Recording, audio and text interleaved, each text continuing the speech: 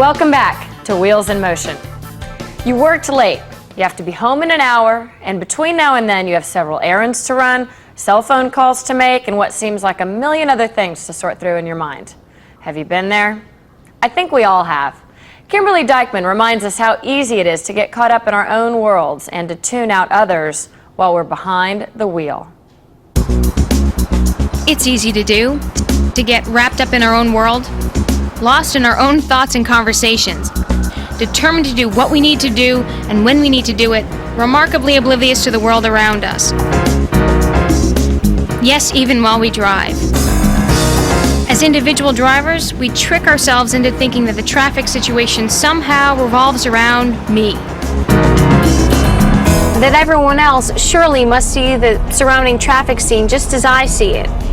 Nothing could be further from the truth.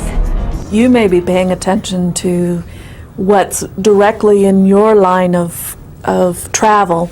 Other people will be paying attention to what's directly in their line of travel, or perhaps they're distracted by something at the side of the road. Ann Hillstrom is a visual perception expert. Everybody thinks they're seeing the whole scene, but you are seeing one part of the scene. You have to expect that other drivers are seeing other parts of the scene. For example, you might remain stopped at an intersection because someone in front of you at a crosswalk is slow to cross. The driver behind you doesn't see the person crossing, becomes impatient, and pulls around to pass you, a tragedy in the making. Or maybe you assume the driver next to you knows you are beside her. After all, you're in a big car and you've been traveling alongside for a good while, and you can see her perfectly fine. But what if she is focusing on something else and doesn't see you at all? And when she goes to change lanes, you have nowhere to go. The number of scenarios is endless, and they don't all result from a view that's obstructed by physical objects. Hillstrom says this is just the way our brains process information. The fact that we will miss certain things when we're searching for other things is very common. We'll see what we expect to see, we'll look for certain things and avoid paying attention to other things in the scene. As drivers and as human beings, we grossly overestimate our ability to see what's going on around us. We always think we're seeing the whole scene as we're looking at it, but actually we pay attention only to small portions of it. This phenomenon is especially apparent when the driver of a car or truck encounters someone on foot or on a motorcycle or bicycle. A driver could be looking straight at a bicyclist, and if they're trying to look for automobiles and there's an automobile behind the bicyclist, they may not even notice the bicyclist. So when we hear someone say, "He came out of nowhere," we know, of course, that whoever he is did come from somewhere. Indeed, a driver may have been looking directly at him, but the image simply didn't register in his brain. In fact, in 1/3 of all crashes involving cars and motorcycles, the car driver says he simply did not see the motorcycle. So, knowing this phenomenon exists, what do we do? This is a very natural thing that happens all the time, whether we're aware of doing it or not. The best way we can compensate for it is to be aware of it, to deliberately compensate for it by broadening our focus of attention. We need to be aware that other people are not paying attention to what we're paying attention to, so we anticipate that they may not see us, they may not see oncoming danger the same way we are. And if you're the cyclist or pedestrian, or even if you're driving another car, don't assume that other drivers see you. In fact, assume they do not see you, because odds are some of them don't. It would be easy to assume that if they look directly at you, they actually see you. You might think that you're making eye contact with somebody when they're looking beyond you. And if they are looking beyond you or looking at a plane of space in front of you, they may not see you even though their eyes are directed towards you. So you must proceed with caution, even if it looks like somebody's looking at you. So when it can be so tempting to believe that everybody else sees what I see, and I see what everybody else sees, and certainly everybody must see me, the reality is, it's just not so. Let's take a closer look at how we should interact with others on the road. Bicycle riders, motorcycle riders, big trucks, even road workers. First, pedestrians. Jim Angelo has more. Crossing this intersection is like playing chicken. Patricia Fisk has to cross this busy intersection to visit her friends who live on the other side. I'm trying to get across. I'm 76 years old and I don't move fast. And the light does not stay on very long and cars are turning in from both directions. So what are you gonna do? You just move as fast as you can and just hope you don't get hit. Like Patricia Fisk, many of us, if not most of us, are pedestrians some of the time. Statistics show that 3 of every 4 adults in the United States walked, ran, or jogged for more than 10 minutes within the past 30 days. Unlike the location of Fisk's dilemma, most crashes involving pedestrians and most pedestrian fatalities happen at mid-block, not at an intersection. And the reason for that is because the motorists aren't really expecting to see pedestrians crossing at mid-block. They're expecting to see them cross at an intersection with a crosswalk. Often, however, a pedestrian doesn't really have much of a choice. A crosswalk at an intersection may be too far away to walk to. Foster points to this site as an example. This is a high pedestrian area. People routinely walk alongside this street on this sidewalk. This street ends at this T-bone intersection. People need to cross here, but the nearest crosswalk is about a block away, so they cross here instead. It's just impractical to expect a pedestrian to walk 50 yards out of his or her way to go to the next crosswalk. Foster says people sometimes have to walk on the street at mid-block because there are no sidewalks, or sidewalks are in disrepair. Someone could come out from behind a parked car, or jaywalk because there's no sidewalk. Children in neighborhoods may dart into a street at mid-block chasing balls or other toys. The more a motorist knows about what a pedestrian is likely to do or the kind of circumstances a pedestrian faces, the better off that motorist will be when it comes to avoiding hitting a pedestrian. Statistics reveal even more. Nearly 7 of every 10 pedestrian fatalities happen in urban areas. More than 6 of 10 happen at night.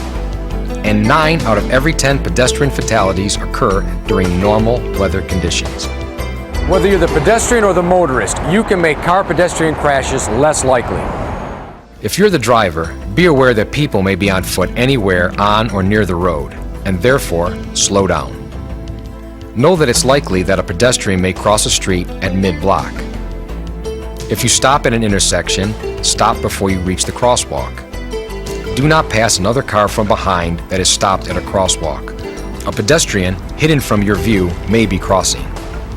Train your eye as well to look for people in wheelchairs or other electronic personal assistant mobility devices, and for people with canes. If you see someone with a cane, show extra caution.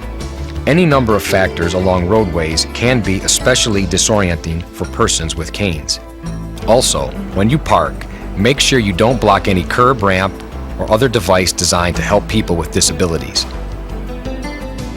Even though a car-pedestrian crash can happen anytime, anywhere, remember that most happen at night, mainly between 6 p.m. and midnight, and most happen in and around cities. Foster says, at some point, just about everyone is a pedestrian. Either we're getting off the bus and walking to our destination, or we're parking our car and walking to see a football game or to pick up our groceries, whatever. So we need to be mindful of safe walking as well as safe driving. If you are a pedestrian, take these precautions. First, plan your route. Take a little time before you start walking to find the safest route to get to where you need to go. Foster also suggests these tips. Go to a crosswalk if you can. Watch for drivers running red lights. Don't assume they will stop. Wear light-colored clothing. Walk with friends. Be alert to objects such as parked cars or trees that might hide you from an oncoming motorist. Walk against the flow of traffic. And do not walk alongside a road after drinking. Just what they teach you in school, look both ways. Don't walk out from behind parked vehicles or around shrubs. Walk even more defensively because a pedestrian obviously is at much more risk than a motorist. And be patient. You know, just because that light turns green doesn't mean the pedestrian has the right of way. You know I'm an opposing figure, but I can't assume that car is going to see me. So I have to look first, because I've seen any number of near misses at that corner of people who just started out and the car is just coming right at them. Safely across, Patricia Fisk has learned the benefit of precaution. This is Jim Angelo. There are great benefits to walking, but practically speaking, do you really have a safe place to walk? How walkable is your community? That's a question 3 organizations have asked: the Pedestrian and Bicycle Information Center, the Partnership for a Walkable America, and the U.S. Department of Transportation have put together something they call a walkability checklist. We thought we would share a bit of it with you. You might grab a pen and some paper. Shortly we will give you information on how you can get a copy of the walkability checklist for yourself. But first, joining us in our studio, a few folks who we asked to use this checklist in their own neighborhoods. Thank you so much for being here. Welcome. Thank you. All right, so were any of you already regular walkers, or is this just something new for you? Oh, I love to walk. I walk all the time in my neighborhood. My neighborhood's so beautiful, has great trees and everything, but it doesn't have any sidewalks, so it's not as safe as I wish it was, but it's nice to walk there anyway. I do it all the time. As you can see, the checklist is fairly short, but it has some really helpful questions. Alexa, I'm going to ask you to help walk us through this. What was the first thing you did? Well, the first thing we did was me and my daughter decided where we wanted to go. We decided to go to the park, and then I had to figure out which was the safest path to take her on. Okay, Marco, can you tell us what the next step is? Well, I reviewed the checklist, and after I reviewed the checklist, I took it on my walk. There are a total of 5 questions on the checklist, and the first one is, did you have room to walk? Did you? Yeah, there's room to walk in my neighborhood. And the streets are pretty nice and fairly quiet, but then there's one street where it's really wide where I have to cross, so there's room to walk, but it's really kind of scary getting across it because it's so wide that you just practically have to run across. Is there a light there to help you? No, there's not a light. I wish there was a light. There is like a crosswalk, but it's not like in other states where cars will stop when there's a crosswalk and somebody's in it. It's not like that here. So the cars just keep going. You have to wait and be careful and then run for your life. Run for your life, yeah, you do. Okay, and then you gave a rating from 1 to 5 on the question whether you had enough room to walk, right? Uh-huh, that's right. And the ratings go from 1 being awful to 5 being excellent. Okay, the second question is, was it easy to cross streets? Was it? Actually, it wasn't. Crossing the street, I found it very frustrating when the cross light was reflecting go, and then in midstream it would turn. It just felt very dangerous and uncomfortable. I think that that was pretty much that everybody felt that way when we were crossing the street. All right, now the third of 5 questions asks, did drivers behave well? What are your thoughts on that? I definitely don't think so. I was taking my daughter to a park, and there was a crosswalk right in front of the park, and cars weren't stopping at all. So at one point, I actually had to pick her up to get her across the street. One driver did actually stop, but even with one driver stopping, the other ones were just speeding by. And I actually believe at that particular crosswalk, there was a blinking light indicating for them to slow down. And people are still just going. Just ignored it. And you have a little baby with you. Exactly. And actually, when I was waiting for the crosswalk, people were just cutting the corners, almost taking my legs off. And there's footage of that, you know, so I had to back up literally, and I'm in the... And it's right there, like off the sidewalk, or? Exactly. I'm just, standing on the sidewalk, and people are turning onto the sidewalk, basically. Well, the next question asks if it was easy to follow the safety rules. Was it? Crossing the big wide street, it was hard to follow the safety rules because the cars were coming pretty fast, and to dart out in front of them, it's hard to follow them. All right, now, lastly, was your walk pleasant? What do you think? I mean, considering everything that's going on, I mean... I don't think so. I was trying to have a nice walk with my daughter, and worrying about cars getting too close or not slowing down for us, and she likes to run and skip around, and it's something that I definitely didn't feel safe with.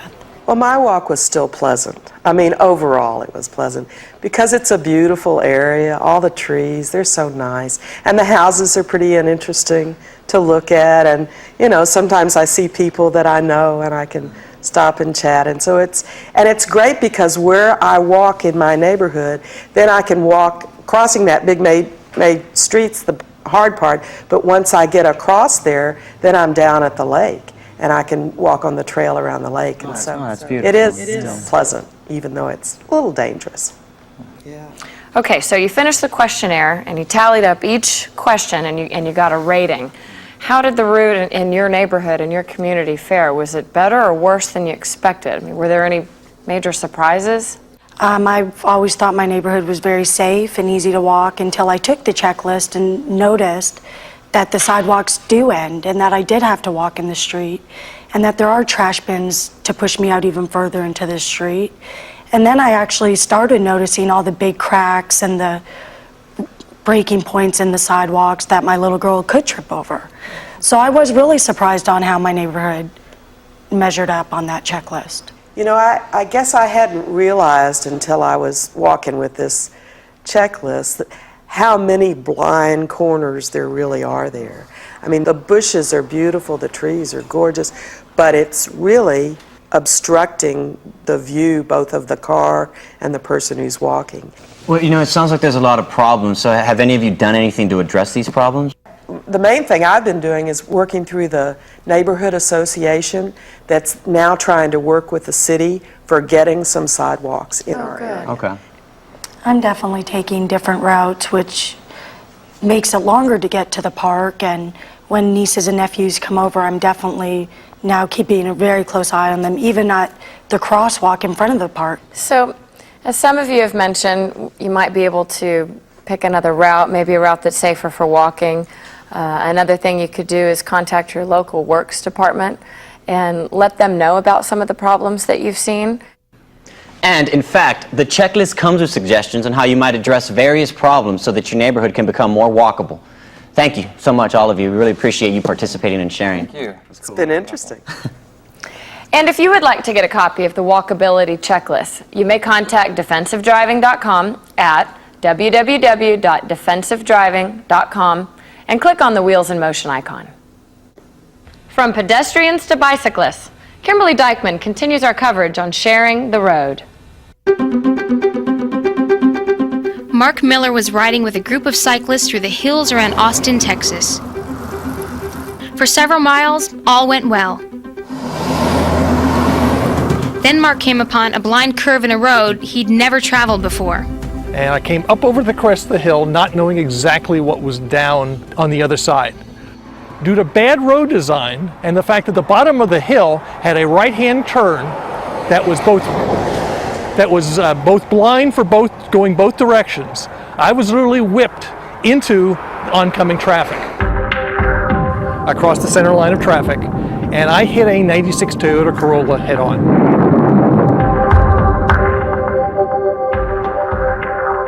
My right knee hit the headlight. I then hit with my right side of the body, the hood, the windshield, and went up over the top, tearing up my knee, breaking my hip, dislocating my right shoulder, and breaking my top 4 ribs. Mark has recovered. He still enjoys cycling, but he's more cautious now. What I learned from this crash is I didn't know the road. What I mean by that is I had never ridden or driven that road before. So when I came over the crest of the hill, I came down, at the bottom of the hill was a blind right-hand turn, for which, if I had known that was there, I would have ridden more defensively. I would have maintained a position far more to the right of the road, which would have allowed me to traverse the curve successfully without hitting the car. Mark is one of some 40,000 cyclists injured every year in the U.S. On top of that, several hundreds die. So, to say the least, I was very, very, very lucky. With us now, Mark Miller and bicycle safety consultant Preston Tyree. Welcome, both of you. Thank you. Thanks for coming. Wow, what a story. Yeah, it's pretty scary stuff. I was pretty lucky to be alive. I'd say. For real. So what do you attribute your survival to? Well, my helmet, number one, I had black and blue marks with the impressions of the pads in my head. So, and Preston here told me that if it was only about 15% of the people survived this. Yeah, that's a extraordinarily dangerous kind of crash head on to a car. Yeah, I can't emphasize enough about how important it is for the cyclist to wear his helmet. There's no question it keeps your head and the pavement apart from one another. And I brought something else for you. I brought the front wheel, which hit the front of the car. Are you kidding and me? Shattered. Plus, I brought the frame, which has a bend here, here, here, and here. That's where the seat was? Now this is where the fork was, seat was here. Wow. That is unbelievable. So, All you got was a couple of bruises on your forehead? well, I also broke my hip, tore up my posterior cruciate ligament in my right knee, dislocated my shoulder, and broke the top 4 ribs. But you lived. Yes, I was back on a bike in 10 weeks. 10 weeks? 10 weeks. And so what do you do with this? Do you Oh, this hangs keep in it as a reminder? this hangs in my office to remind me what I shouldn't do anymore. Not ride a bike. Oh, I ride a bike. Yeah. So it's Not just- to wreck anymore. You don't run into cars anymore. I promise I won't hit cars or dogs anymore. Okay, good. Good. Well, let's talk about how bicyclists and motorists can better avoid crashes. Preston, I know you teach bicycle safety all across the country. What else can cyclists do? Lisa, one of the most important things that a cyclist can do on the road is to be conspicuous. One, you dress brightly, but also you ride with traffic in the same direction as traffic. In fact, when you're on a bicycle, you're a vehicle and you have to obey all the same rules that a motor vehicle does. What about at night? Well, a cyclist has to be especially visible at night. You have to have a white light on the front of your bike, not a reflector, but a real light, and either a red reflector or a red light on the back. And not only is that the safest way to ride, but it's the law. Okay, now we've been talking about cyclists, but do you have any advice for drivers? Yeah, the biggest thing is to slow down. Most motorists don't understand how fast cyclists are going, and when they turn left or right in front of a cyclist, they usually misjudge the speed. So if you slow down and take it easy, it works a lot better. You really, when a cyclist does something stupid, it doesn't give you the right to run over them. Okay? It sounds funny, but that's really what it is.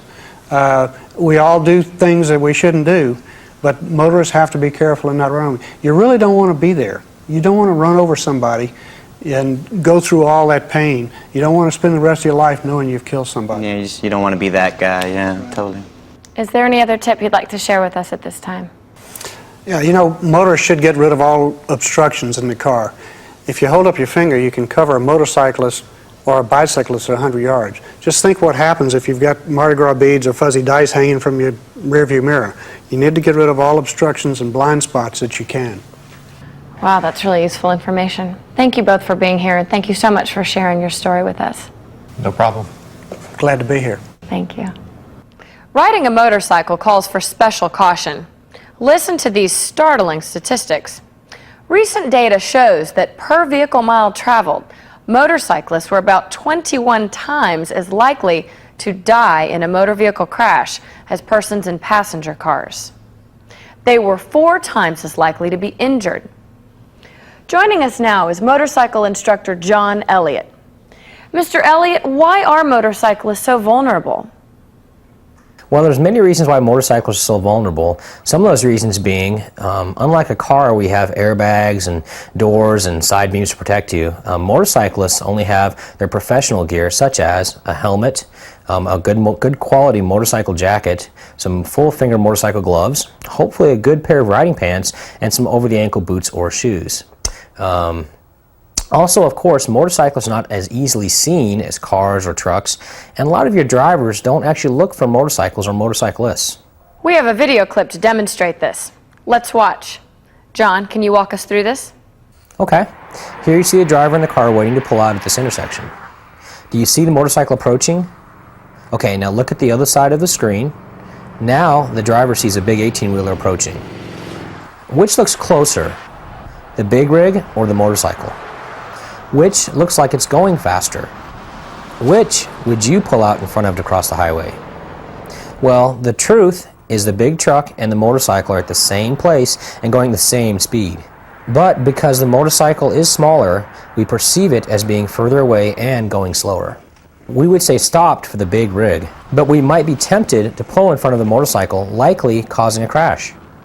Again, in a crash, a motorcycle is vulnerable because he has no protection except for his helmet and his protective gear. We have some more video clips to show some of the more common situations involving motorcycle crashes. Mr. Elliott, would you kindly describe what's going on in this video clip? Sure. What we're seeing here is a setup for the most common crash between a car and a motorcycle. The driver of the car turns left at an intersection, right in front of the motorcyclist who is going straight. That's the crash that's most common.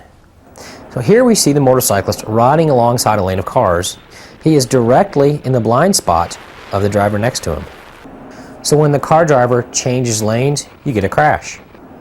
Recent statistics show that if there's a crash involving two vehicles, with a motorcycle being one of them, and there's a fatality involved, in more than 25% of the cases, both vehicles are going the same direction. So here's another dangerous situation. This road is in poor condition. It's bumpy and has a lot of potholes. A motorcyclist may swerve in front of another car to miss a pothole or a bump, and this could cause a crash. Okay, I think you've got about 3 more brief clips, right? Okay, here the weather is making the road dangerous. A motorcyclist can't brake or handle his motorcycle as well when the road is wet or icy. The weather is also a factor in this clip. See how windy it is? A strong gust of wind can actually move a rider across an entire lane if he isn't ready for it. Even wind gusts from a big truck can be a hazard. So big rigs, or even buses, or vans present another problem around motorcycles. They can block the motorcycle from other drivers' views, which means the motorcyclist can't see around them. You mentioned helmets earlier. According to a recent federal survey, helmet use among motorcyclists dropped considerably. What do you make of this? That's definitely very alarming. All I can do is really emphasize how important it is to wear a helmet when you're riding your motorcycle. Helmets save hundreds of lives every year, and there's a recent study that shows that helmets can also be very helpful in preventing brain injuries. John Elliott, thank you so much for being with us. You're welcome. Thank you.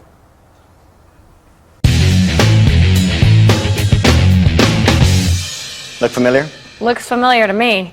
It seems like more and more when I'm on the freeway, I'm surrounded by trucks, big trucks, and I'm never really sure what to do. Ryan Wickerham has some suggestions. We share the road with a mixed bag of users. Drivers in all sorts of passenger cars and pickup trucks, people on motorcycles and bicycles, even people on foot. But when it comes to size, none compares to this. Those big rigs just scare me to death. They're so big, I get nervous around them. I hate the way they seem to just hover over you. When one's behind me and I look in my rearview mirror, that's all I can see, just that great big truck right in back of me. Recent statistics show that 1 out of every 8 traffic fatalities resulted from a crash involving a large truck. There are ways to avoid crashes with these big rigs. To better understand, let's see the road from their driver's seat. Lewis drives this rig all over the country. From a normal driver standpoint, they have a greater field of vision than we do. Even though we're elevated in these trucks, we have multiple blind spots. And there is a lot of spots around these trucks that we cannot see. If you travel in the trucker's blind spot, you could put yourself and the trucker in danger. A general rule is, if you can't see the truck driver in his or her side mirror, then he or she can't see you. Even if you are not in the trucker's blind spot, don't linger alongside. Move on ahead. Otherwise, you make it difficult, if not impossible, for the truck driver to get out of the way if an obstacle appears on the road ahead. These trucks are so big and so heavy, our stopping distance is far greater than your normal car. People in a standard passenger vehicle have a tendency to pull out in front or in between us and other cars, cutting down our braking distance, and it puts them in an awfully dangerous situation. And it's similar news at the back end of these trucks. If you are driving behind a big truck and you cannot see the truck's rear view mirrors, then the truck driver has no way of seeing you. That's dangerous. If the truck driver stops unexpectedly, where will you go? These trucks, just by nature, are awfully big, they're awfully fast, and people really need to realize just how big and how fast these trucks are.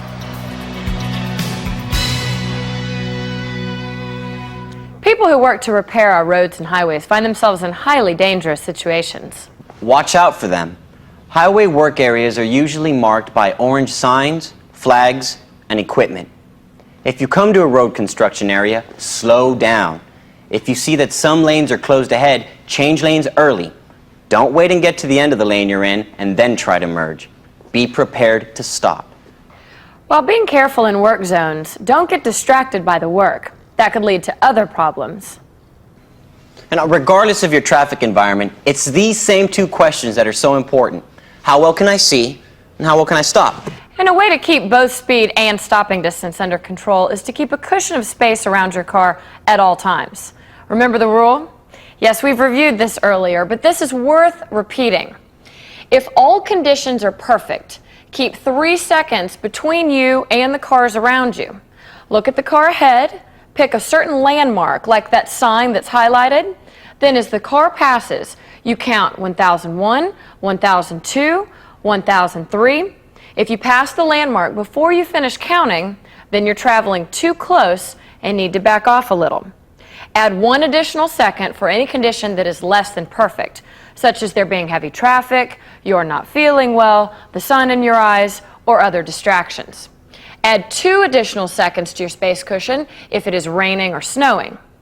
Katina McHenry has more on keeping a safe amount of space around your car. The cushion of space is not just for the front of your car, but for all the way around. This rule works up front, but what about the car behind? There are 3 tips on how to keep space between you and the tailgater. The first thing to do is to drop back to allow extra space between you and the car ahead of you. That way you can slow down gradually if you need to and avoid a quick stop and being hit from behind. Second, warn the tailgater beforehand if you do plan to stop. If you plan to stop, tap your brakes lightly a few times before you stop. And third, try to get away from the tailgater. Try changing lanes. If you can't, then increase the distance between you and the car in front of you to encourage the tailgater to go around you. And if that doesn't work, then pull off the road when it is safe and let the tailgater pass. Now let's look to the side of your car. Yes, you can control space on the sides of your car too. 7 tips. 1. You've heard this one before. Don't drive in the blind spot of another driver. The problem is simple. He can't see you. 2. Avoid lingering alongside cars in adjacent lanes. Traveling side by side limits your and the other driver's ability to react. Either move ahead or drop back. 3. Keep as much space as possible between yourself and oncoming traffic. On multi-lane streets, stay out of the lane next to the center line if you can.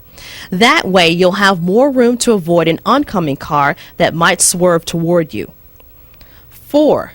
If possible, make room for cars entering the highway, even if you have the right-of-way. 5. Don't drive alongside other cars near highway exits. Drivers often make last-minute decisions at exit ramps. You don't want to be in their way.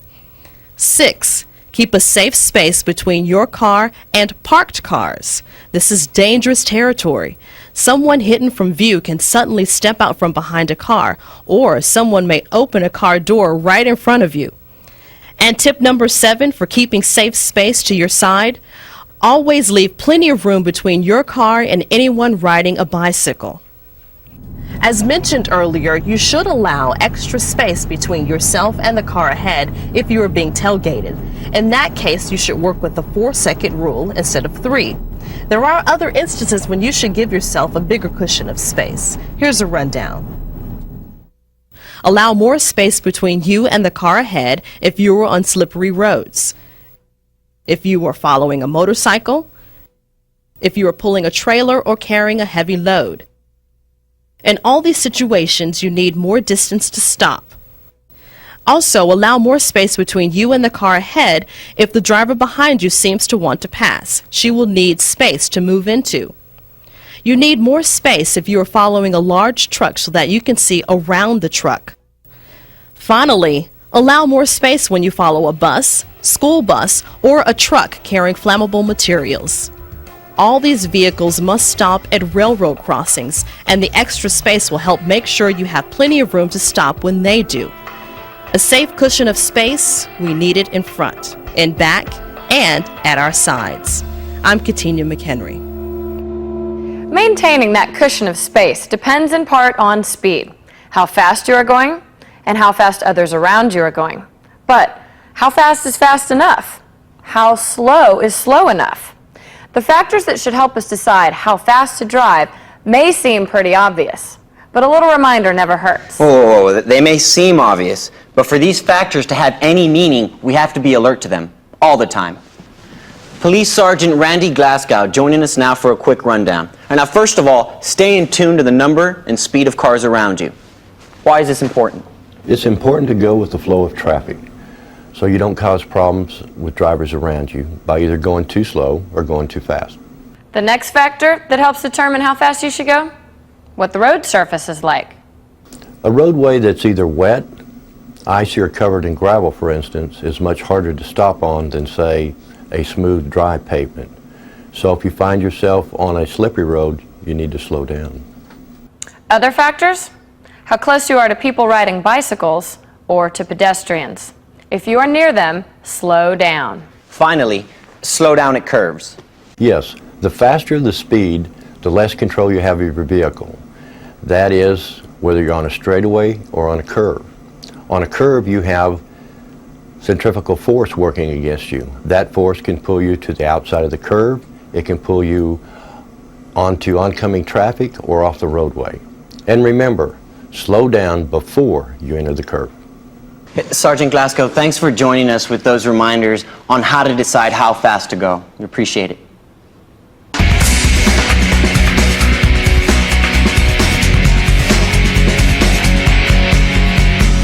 Watching our speed, keeping adequate space around our car, these are things we can do in the car, on the spot. But there are steps we can take even before we open the car door to help make a safer trip. You mean plan? Yeah. You might think, who in the real world ever has time to plan a trip across town? Or at least that's what I first thought. But actually, being prepared doesn't take that much time. And once you're in the habit, it doesn't seem like a big deal at all. That's right. Listen, we're simply suggesting that you think about your trip. Is traffic likely to be light or heavy? Is it raining? Is road work still taking place on a certain street downtown? And then plan your route and time you leave accordingly. If you plan to go to an area unfamiliar to you, grab a map, plan a route, and memorize the street or highway names where you need to turn. And we can't emphasize this enough. See that you're rested before you drive. And as an ongoing practice, keep your car in good operating condition. That includes keeping a spare tire in good condition. Also, check to make sure your license plate frame does not obscure any portion of the state name or license plate number. Having this license plate information obscured is illegal, and you could be pulled over for breaking the law. Just think your drive through before you get behind the wheel. It's like anything else. Once you're in the habit, it becomes second nature. You'll be glad you did.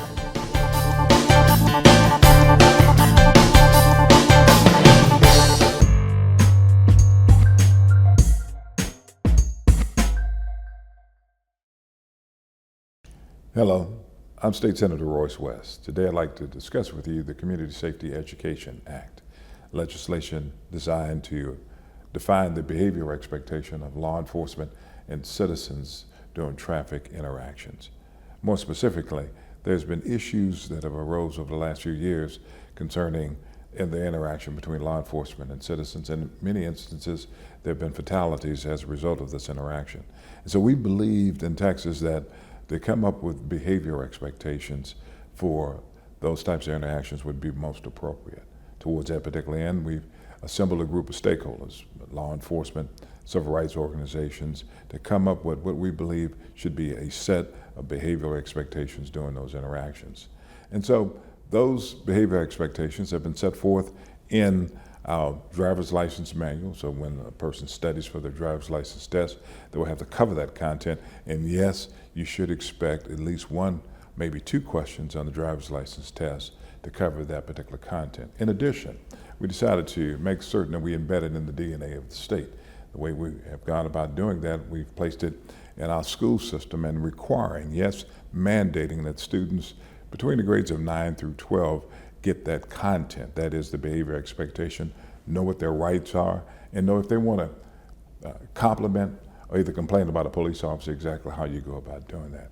In addition, we have placed that in our driver education courses as well as our police academies.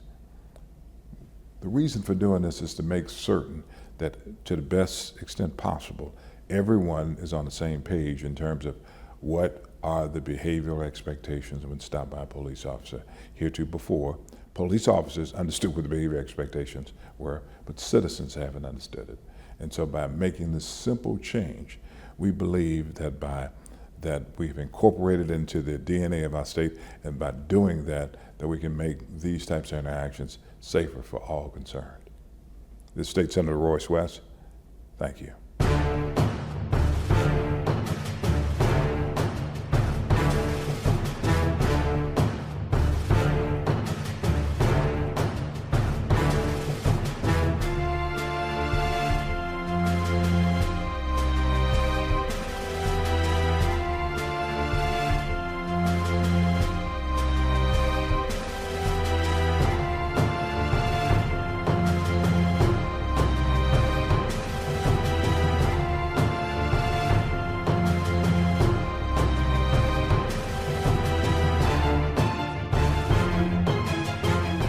Okay, please go faster because I am running late. I will not make I'm go going faster. as fast as I can. Please, just go through the light. Just don't let that light turn red. Okay, fine.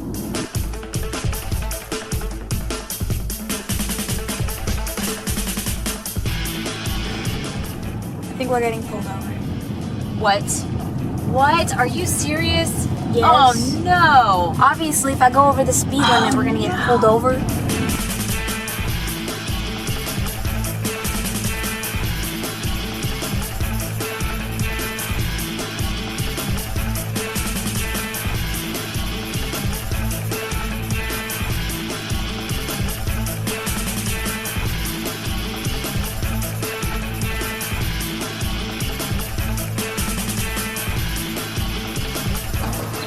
Passenger, put your hands on the dash. Passenger. Ma'am, Passenger, put your hands on the dashboard. Thank you. They said I can. Driver, put your hands on the steering wheel. My name is Deputy Larry Hatch, Travis County Precinct 1. The reason why I stopped you is speeding 45 and 35. You have your driver's license, proof of insurance, ma'am? Thank you. Sit tight for a second, I'll be right back with you.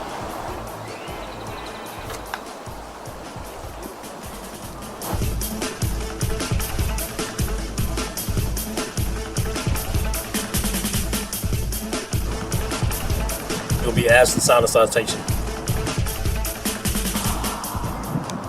This isn't saying that you agree. It's just saying that you're going to follow up with the court. Now you're going to be issued a citation for speeding 45 and 35. It's not a admission of guilt, but a promise to occur to court. You saw it right here at the last line, at the bottom line right there. You will get a copy with all the information you need. You'll receive a notice in the mail. You got 30 days to appeal. Thank you.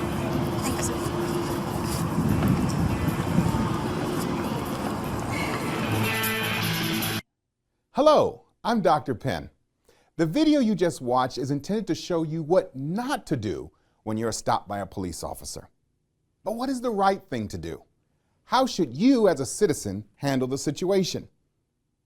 We've asked a cross-section of high school students and ordinary citizens to help us out by asking some of the typical questions that you might have about the right way to handle yourself if and when you get pulled over. Let's get right to it. What does the officer expect to see when he approaches our car? Officers don't always have a clear view into your vehicle. Keep your hands visible, don't move around, don't reach for anything. For example, you can place your hand on the steering wheel in the 10 and the 2 position. That makes sense? Take a deep breath, breathe, relax, wait for the officer to approach, and he'll give you further instructions. If it's dark, turn the overhead light on. Why does the officer tell us to roll down our windows? What's that all about? On a traffic stop, the officer may ask you to roll down your windows for his or her own safety. Under certain circumstances, when there's not a great deal of illumination or when the windows have a tint, the officer may require to roll down the windows to identify anybody who may be in the back seat. What happens if I don't want to show you my driver's license or tell you who I am? If you refuse to show your driver's license to an officer when he stops you on a traffic stop, the officer can arrest you for refusing to show your driver's license. And under certain circumstances, if probable cause exists, the officer may also require the passengers to identify themselves. What happens if I don't have my driver's license with me? Will I be arrested? What if I just forgot it at home? An officer can usually verify that you have a license once he obtains basic information from you. Depending on local law, you may be arrested, but most likely you will only get a citation. Do I have to get out of my car? I'm not a criminal. Most of the time, an officer will actually get out of the vehicle for safety. You will be amazed how many times an officer and or his vehicle are struck by another driver while conducting a traffic stop. If the officer asks you to get out of the vehicle, it's for your safety and also for his. Put it this way, nobody wants to be standing 6 inches from the highway with their back to traffic. What if I'm a passenger in a stopped car? Can I ask questions? Many times passengers want to get involved with what's going on. Generally, we're only going to speak with the driver unless a passenger has done something wrong. The officer should only conduct business with the driver. It's up to the driver to pass on the information to the passenger. Is forgetting to use my signal or going a few miles over the speed limit really a big deal? Traffic law is all about everyone's safety. Most of the time, officers look for traffic violations in areas where there have been accidents, citizen complaints about traffic, or areas known to be dangerous like construction zones, narrow streets, hills, blind curves, that sort of thing. When an officer makes a traffic stop, it is about getting people to drive safer. So sometimes, yes, not using that signal can be a big issue. Think about the last time someone didn't signal and cut you off. Why should I sign a ticket? I don't want to look like I agree with it. Look at the ticket as a personal recognizance bond. You're signing it to say you will contact the court so you can be released to go on your way. If you don't sign the ticket, then you can be arrested and taken to see the magistrate at the jail. Okay, so I signed the ticket. What happens next? The law says you have to be given at least 10 days to contact the court to state what you plan on doing. At this point, you have options you can discuss with the court. You can ask to go to trial and have a judge decide your case. Some courts allow you to plead no contest and take defensive driving courses to then have the ticket dismissed. Or you can just pay the fine. If you don't have the money right away, almost every court will work with you to set up a payment plan. There are other options that you may have that vary court by court. The big thing is to ask and be sure to do it before the time set on your citation. What if I think the officer acted inappropriately or was rude or didn't have a reason to stop me? Hey, if you think the officer acted inappropriately, was rude, or didn't have a reason to stop you, remember, you can take it to court. A court will have the final say on whether or not you violated the law. If it's about the officer's behavior or treatment, please contact that officer's employing agency. They have investigators that will contact you, and they will thoroughly investigate the complaint. Don't forget that most officers in this state and even across the country now have either in-car cameras with audio or on-body worn cameras with audio, so that will be the beginning point of the investigation. After the department investigates your concern or complaint, they will contact you, let you know what the results were, what their findings were, and let you know what action, if any, was taken. Do I have to let an officer search me or my car? You have the right to deny a consent search of your car, and even if you say yes, you can change your mind at any time. A consent search means that the officer is asking you for permission to search your car. However, if the officer has probable cause to search, they not need consent. As far as a person, an officer can frisk a car. For example, if you are asked to get out, the officer can look inside before you get back in to see if there is a weapon within reach of the driver. So now you have a better idea of how to handle the situation. Let's wrap things up and take another look at our traffic stop and how it could have turned out better. We had pizza yesterday. No hamburgers, since I don't eat red meat. That's right. Got a non-meat eater over here. What about snappy salads? Ooh, snappy salads. Yeah, we had Talking my language now. Haven't been there in a long time. What you gonna get? Salmon on it. Yes, ma'am. Make my own half snap. Mm-hmm. Salmon. Mm-hmm. Hey, this man have brake lights on? Doesn't look like it. I didn't see brake lights on that one.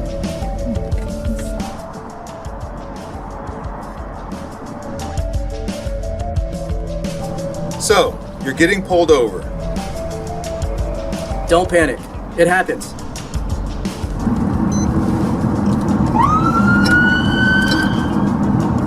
Put on your signal and look for a safe place to pull off the road.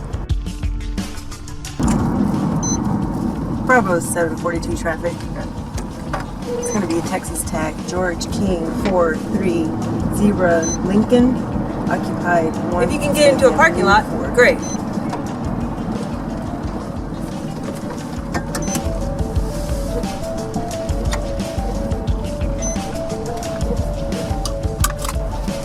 Put your car in park.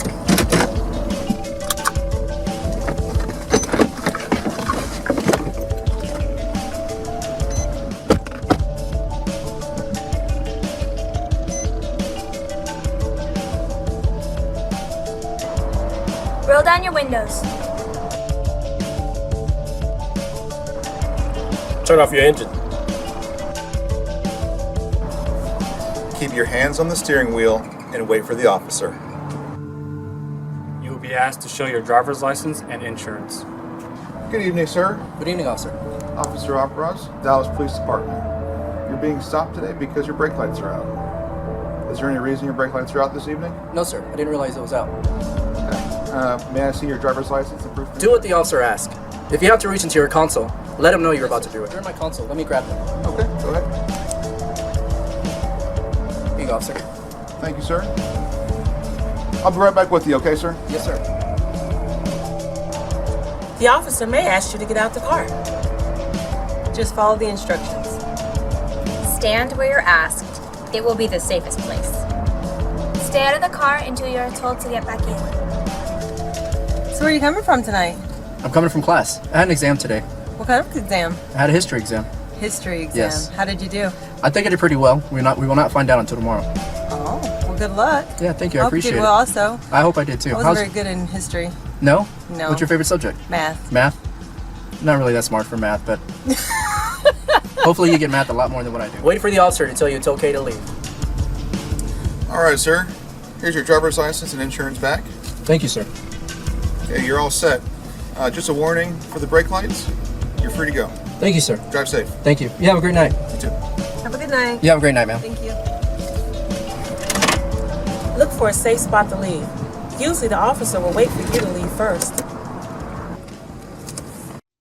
On behalf of all the state and local partners that brought you this training video, thank you for watching. And safe travels across the great state of Texas. We just want to keep everyone safe and get to our home at the end of the day.